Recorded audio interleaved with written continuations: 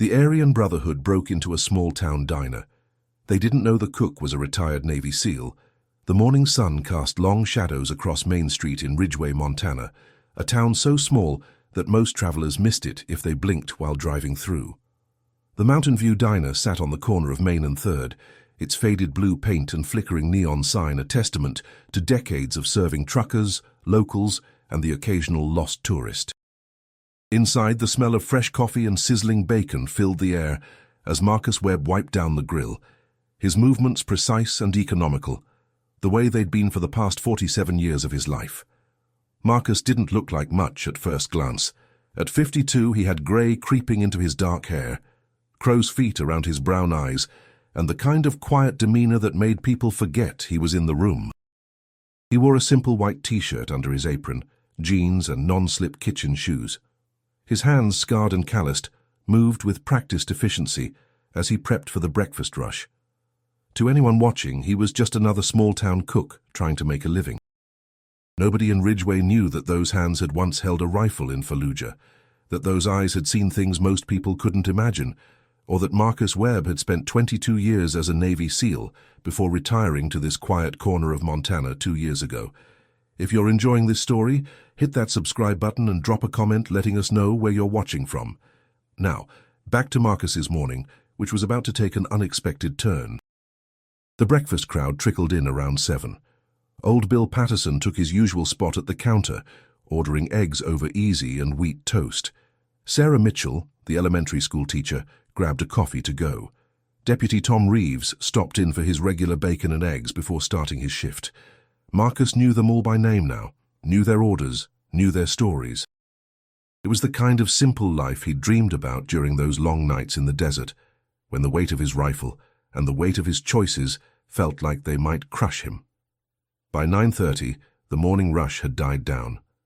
Only 3 customers remained, Bill still nursing his 3rd cup of coffee at the counter, and an elderly couple sharing a stack of pancakes in the corner booth. Sarah Chen, the young waitress who'd been working at the diner for 6 months, was refilling the napkin dispensers when the door chimed. 4 men walked in, and Marcus felt the shift in the air immediately. It was the way they moved, the way their eyes scanned the room, cataloguing exits and occupants, the way their bodies carried tension like loaded springs.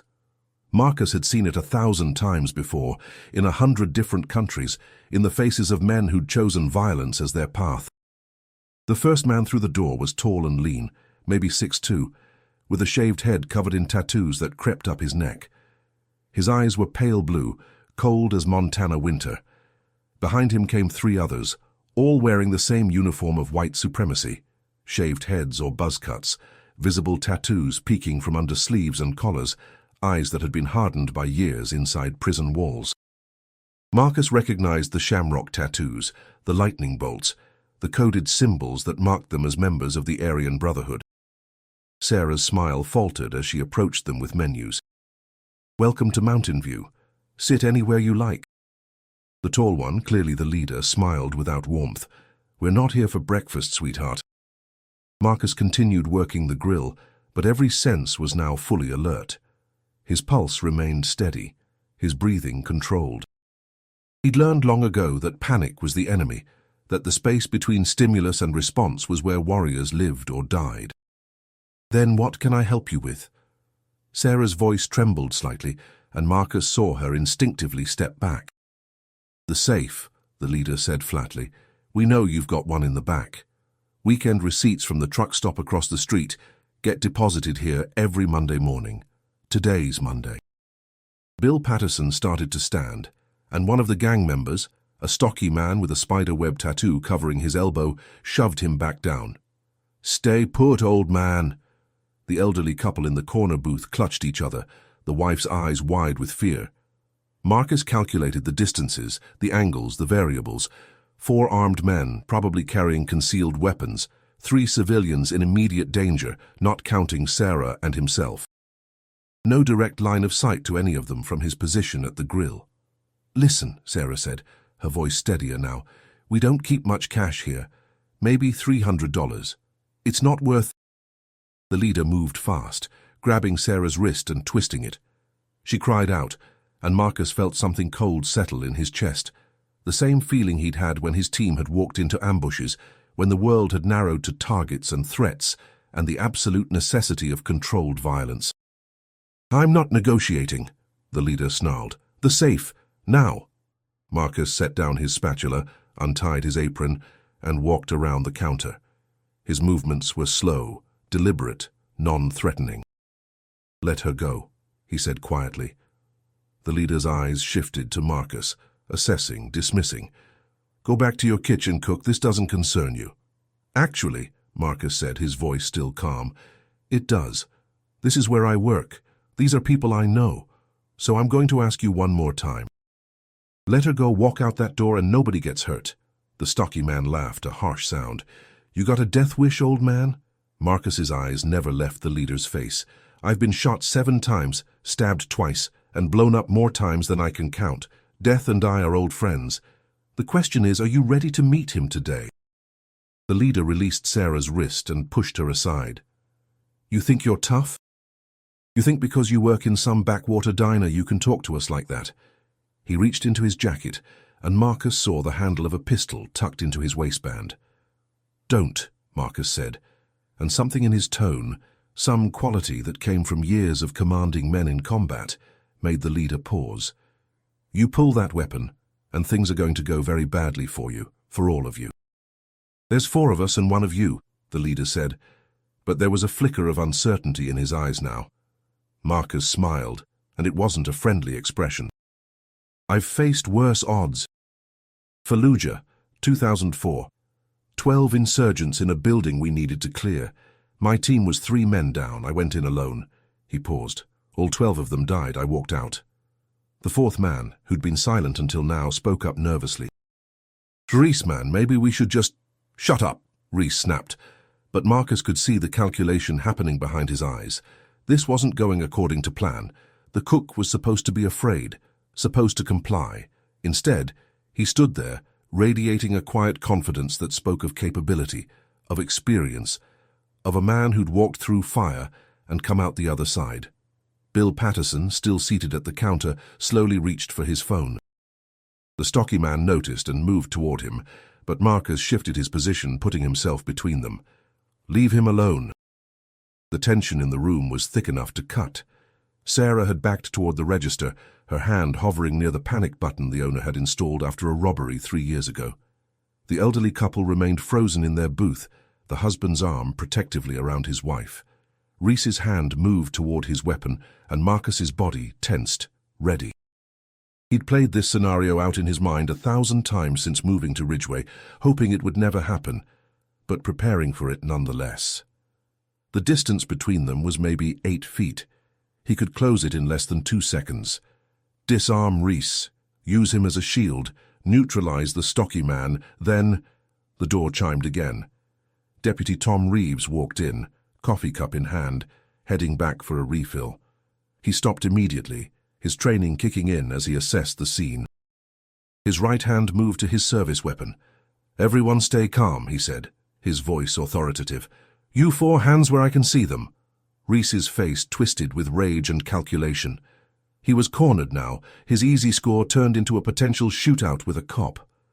Marcus watched him, reading the micro-expressions, the body language that telegraphed intention.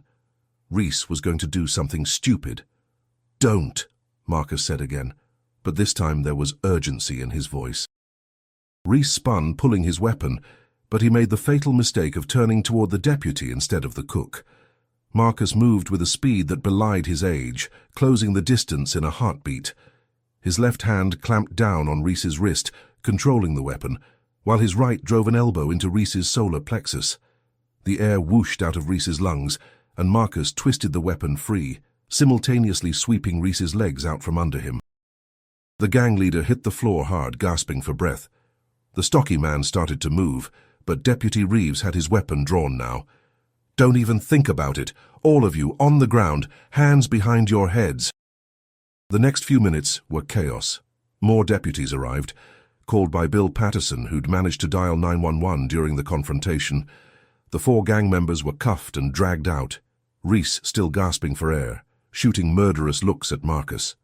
Sarah was shaking, but unhurt. The elderly couple gave statements, the wife crying quietly while her husband held her hand.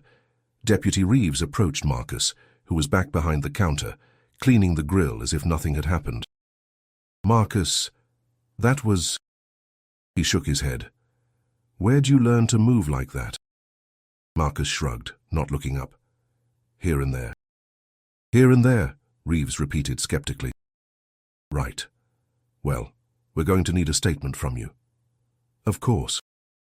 Sarah brought Marcus a cup of coffee, her hands still trembling. "Thank you," she said quietly. "If you hadn't been here—" "But I was," Marcus said simply, "and it's over now." But as he watched the police cars drive away, Marcus knew it wasn't over.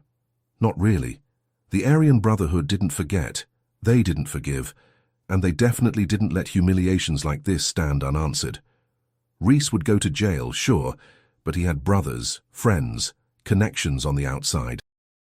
Marcus had learned in his years of service that violence had a way of echoing, of rippling outward, of coming back when you least expected it.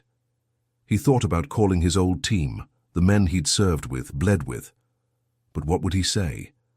That he'd gotten into a confrontation with white supremacists in a small Montana diner? That he'd used skills he'd promised himself he'd leave behind? No.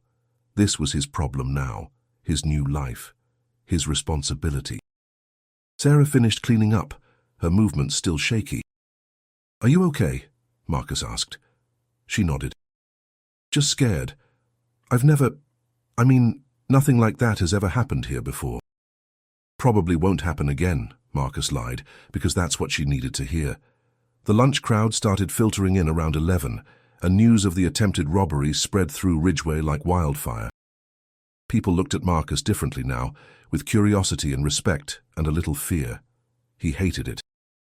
He'd moved here to disappear, to be ordinary, to leave the warrior behind and just be a cook. But life had a way of refusing to let you escape who you really were. That evening, after the diner closed, Marcus drove to his small house on the outskirts of town. It sat on 5 acres of land, isolated, with clear sightlines in all directions. He'd chosen it specifically for those features, even as he'd told himself he was being paranoid. The house was sparse, functional. A bed, a couch, a TV he rarely watched. In the closet beneath a false floor was a locked case containing things he'd sworn he wouldn't need again. An M4 carbine, a Sig Sauer P226, ammunition, body armor, night vision goggles, the tools of his old trade. He poured himself a whiskey and sat on the porch, watching the sun set over the mountains. His phone buzzed. A text from a number he recognized instantly, even though he hadn't heard from the man in 2 years. "Heard you had some excitement today. You good?" Marcus smiled slightly. Chief Petty Officer James Hawk Henderson, his old team leader. The man had sources everywhere, apparently even in small-town Montana sheriff's departments. "I'm good. Just a misunderstanding that got resolved." "The Aryan Brotherhood doesn't do misunderstandings, brother. They do revenge. Watch your 6. Marcus knew Hawk was right. He typed back, "Always do." But as he sat there, whiskey in hand, watching darkness fall over the land, Marcus felt something he hadn't felt in 2 years. Purpose, clarity, the knowledge that his skills, his experience, the 22 years he'd spent becoming a weapon, might not be behind him after all. And despite everything, despite the years of trying to leave it behind, part of him welcomed it. The next morning, Marcus arrived at the diner at 5:30, same as always. He prepped the kitchen, started the coffee, and had the grill ready by the time Sarah came in at 6.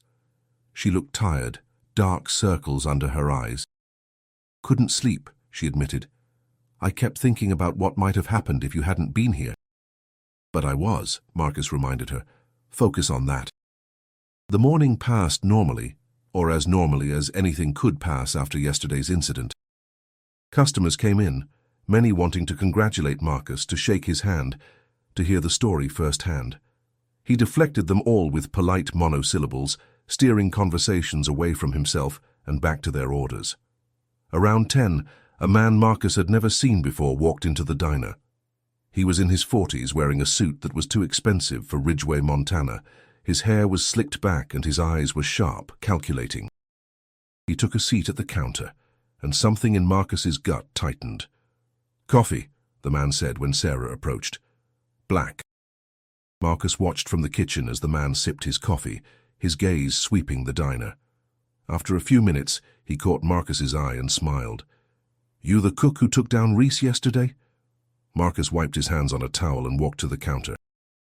"I'm the cook. What can I get you?" "Just coffee's fine." The man extended his hand. "Name's Mitchell. I'm a lawyer." Marcus didn't take the hand. "I already gave my statement to the police." "I'm not here about that," Mitchell said, lowering his hand. "I'm here to deliver a message." "I don't want any messages." Mitchell's smile widened, but it didn't reach his eyes. "Reese has friends, influential friends. They're not happy about what happened. They're wondering who you are, what you are. See, normal people don't move like you moved. Normal people don't take down armed men like you took down Reese." Marcus's voice remained level. "I got lucky." "No," Mitchell said softly. "You got training. Military training by the looks of it. And now you've got attention. The wrong kind of attention." Sarah approached with the coffee pot, and Marcus gave her a slight head shake. She backed away, sensing the tension. "What's your message?" Marcus asked. "Leave," Mitchell said simply. "Quit your job, leave Ridgeway, disappear. Do that and this ends, stay and—" He shrugged. "Well, the Brotherhood has a long reach and a long memory." Marcus leaned forward slightly, his voice dropping to a whisper that only Mitchell could hear. "I spent 2 decades hunting terrorists in places you can't pronounce, men who lived and breathed violence, who would die for their cause without hesitation. Your boy Reese and his friends." He paused. "They're amateurs playing dress-up. And if they come after me or anyone in this town, I'll put them down so hard they'll think Fallujah was a church picnic." Mitchell's expression didn't change, but his fingers tightened around his coffee cup. "Big words from a cook." "Not a cook," Marcus said quietly. "Not really. Just a man trying to live a quiet life. But if that life gets disturbed, if people I care about get threatened, then I become something else. Something your clients really don't want to meet." "We'll see," Mitchell said, standing. He dropped a 20 on the counter. "Keep the change and keep your eyes open, Marcus Webb. Or should I say, Senior Chief Petty Officer Marcus Webb, Team 6, multiple tours in Iraq and Afghanistan, Bronze Star with V device, Purple Heart with 3 clusters.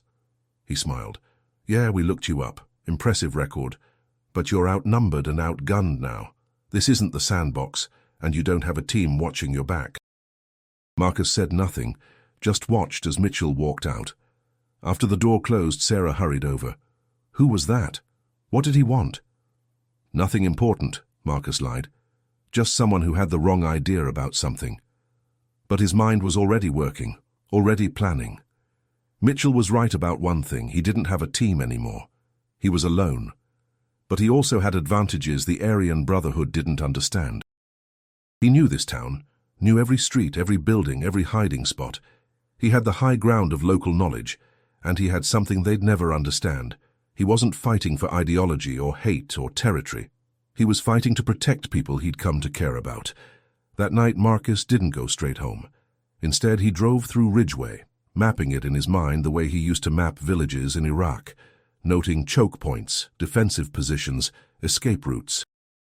He stopped by the hardware store and bought materials, ordinary things that wouldn't raise questions.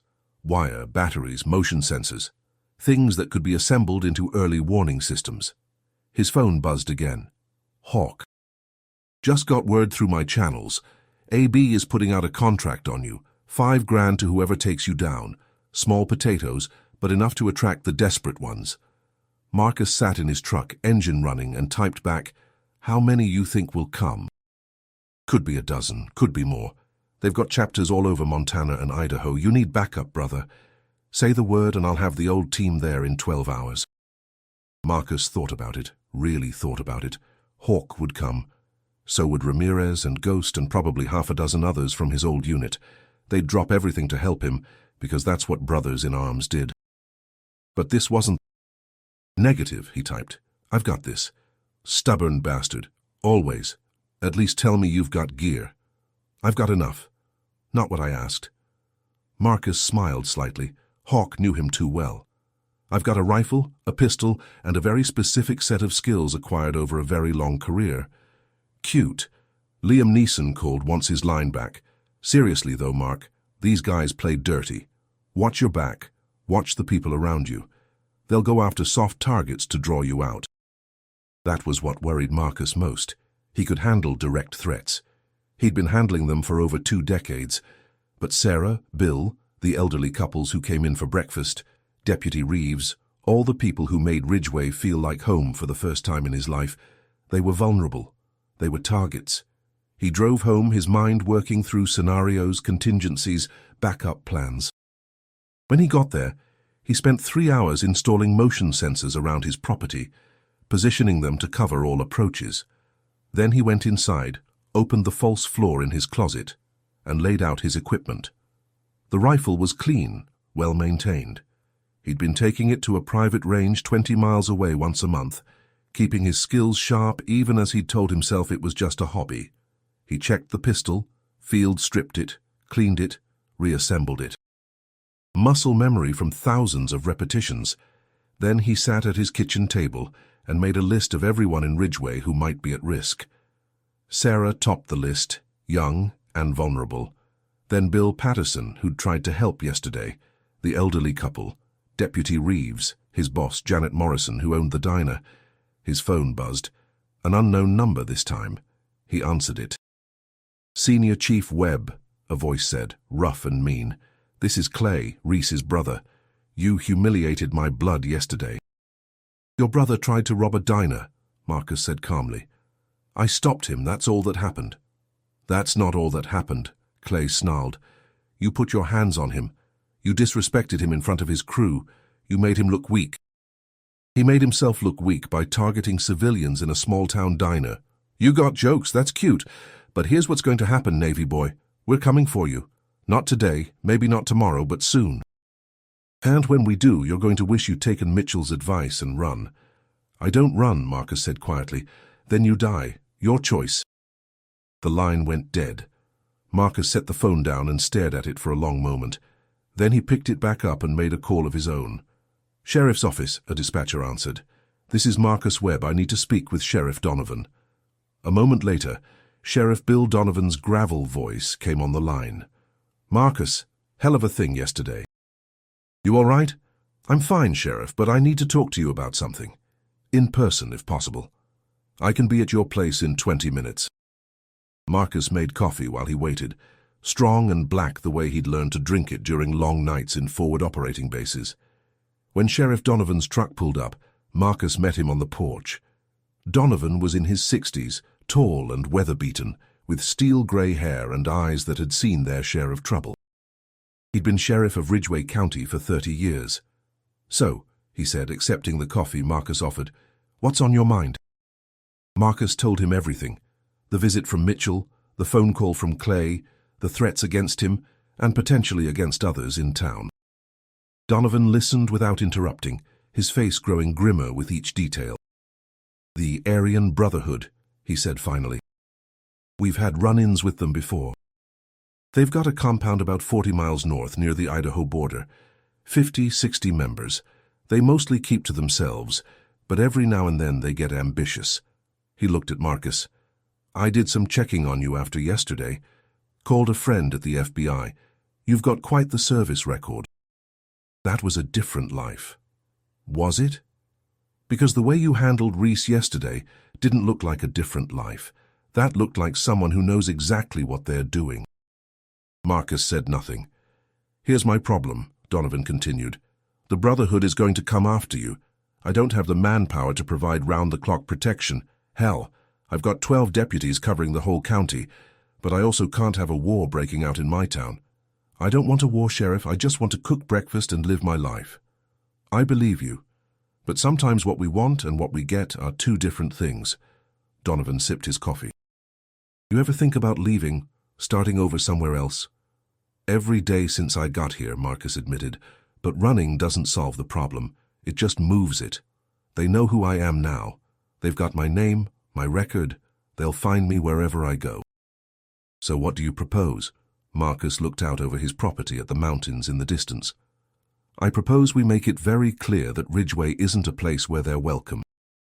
That if they come here, they'll face consequences they're not prepared for. You talking about going after them first? No, I'm talking about being ready when they come, setting up a defensive perimeter, identifying potential targets they might hit, making sure vulnerable people are protected." Donovan studied him for a long moment. "You know, if you were anyone else, I'd tell you to let law enforcement handle it. But something tells me you're more qualified for this kind of thing than I am. Different skill sets," Marcus said diplomatically. "Right." Donovan stood. "Okay, here's what we're going to do. I'll increase patrols around town, particularly around the diner. I'll have my deputies keep an eye on Sarah and anyone else who might be a target. I'll also reach out to the state police and the FBI, let them know we might have an AB problem brewing. But Marcus," he paused, "if this does go sideways, if they do come, I need you to promise me something." "What's that?" "That you'll use that fancy SEAL training to protect people, not to start a massacre.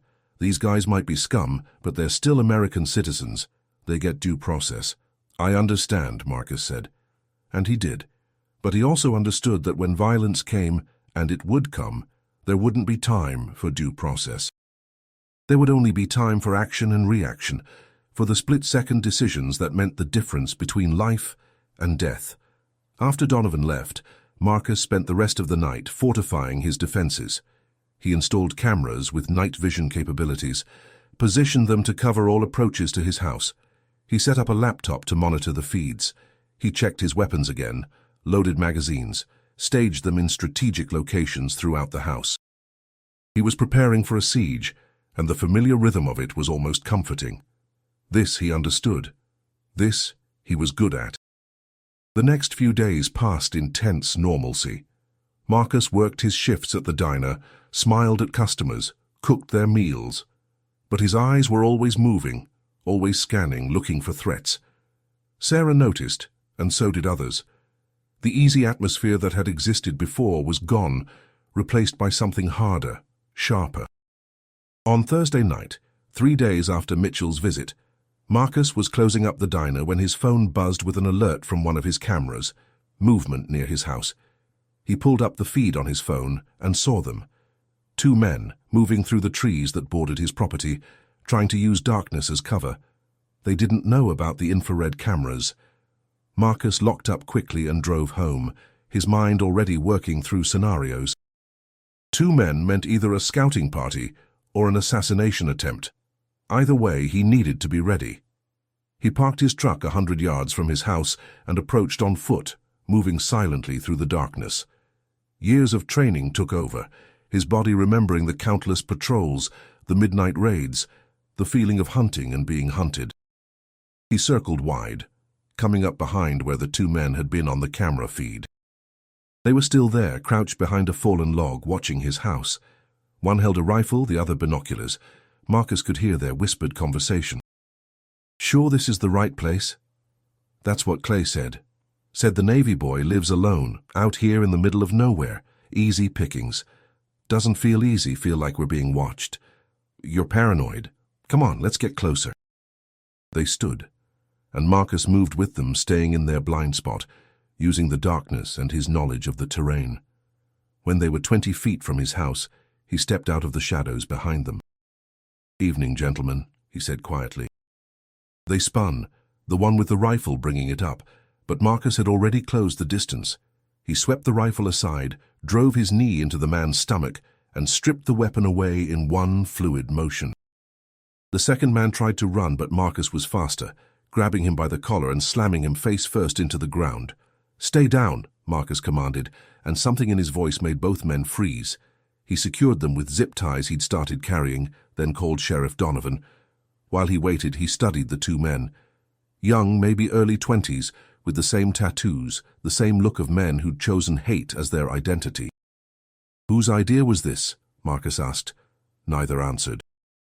"Look," Marcus said, his voice conversational now. "The sheriff's going to be here in about 10 minutes. You can talk to me or you can talk to him, but either way you're going to talk. So let's start easy. Who sent you?" The one who'd had the rifle finally spoke. Clay said there was $5,000 in it for whoever took you down. $5,000 to kill me? No, man. Just to scout you out. See where you live, what your security's like. Report back. Marcus almost laughed. They'd sent amateurs to scout a trained operator. It was insulting in its own way. And what were you going to report?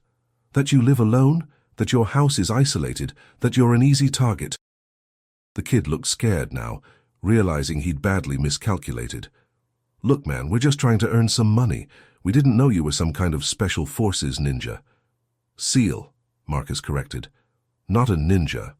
And you did know. That's why Clay sent you, isn't it? Because he knows what I am, and he's trying to figure out how to handle me.